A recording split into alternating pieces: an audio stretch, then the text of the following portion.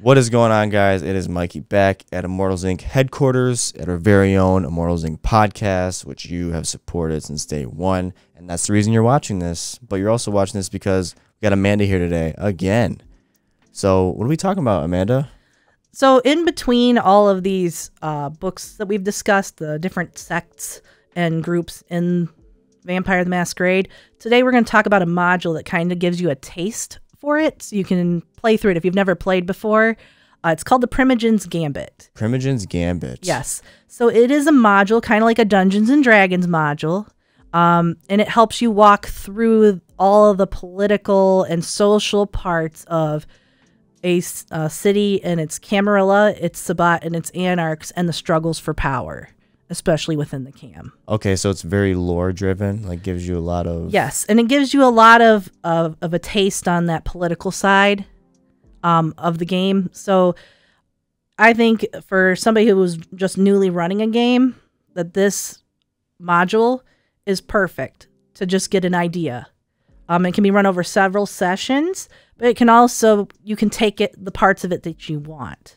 Okay, so starting off, like, as a newbie question, do you choose what you want to be at that point, or do you just... Yes, like... you can. There's pre-generated in here for people who've never played before, never made a character, and they don't want to try first. Yeah. But if you come in with your own character, that's great.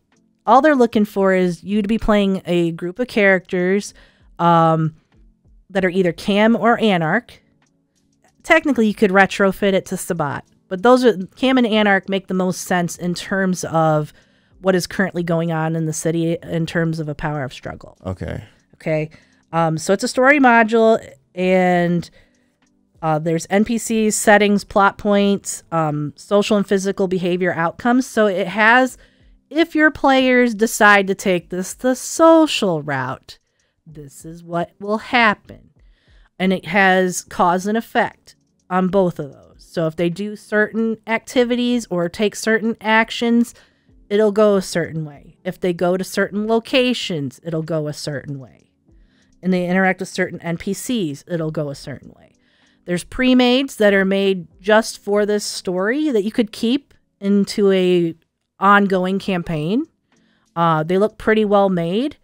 They're on the standard character sheets, so it could also teach you how to read the character sheets for a first-time player. Nice. It's very well organized. The story is around the social blocks of the Cam and a shaky alliance between the Cam and the Anarchs. There's some scandals investigating, and there's leverage and resolution options. So ultimately, what it comes down to is you have NPCs that the players can either be manipulated by or manipulate, that could change the outcome of who becomes the leaders in the city. Okay, so a Primogen, as we mentioned in the Cam video, this is why I picked this module to talk about, is a representation of a specific clan of vampire in the city. So you have like a Toreador, Primogen. That person is representing Toreador. Or you have Malkavian, Primogen, and that person is representing Malkavian. Okay? So they have these people that are already representing some of those groups. Some of the players can choose to represent some of those groups. And then handle the scandals that are going on in the city. And I don't want to ruin what's going on, but there is a major NPC with a lot of connections. And those connections can either help or hinder your players. There's opportunities to kind of look at how influence works. Influence has changed a lot in terms of ETM. It used to be you buy influence in different types. Now it's just one block, influence, for influence over the city. But in the past, it'd be like, I have influence in the police. Okay? This takes a lot of looking at the underground, gang activity, mafia activity, illicit contraband activity that goes on in the city. How your players choose to interact with that. You could play a good guy that's not happy with any of this.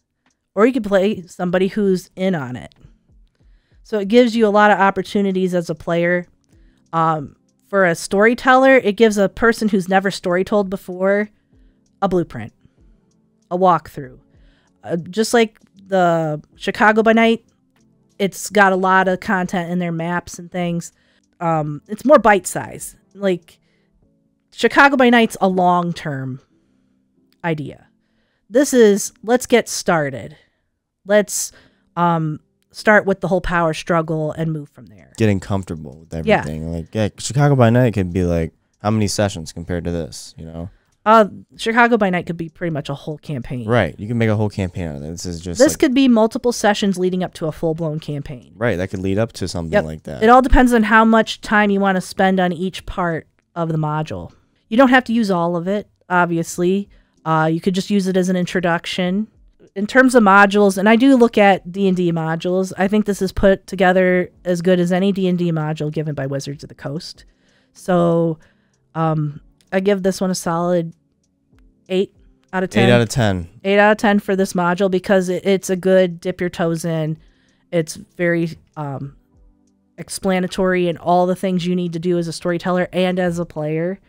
And you could just grab it and have the main books and go.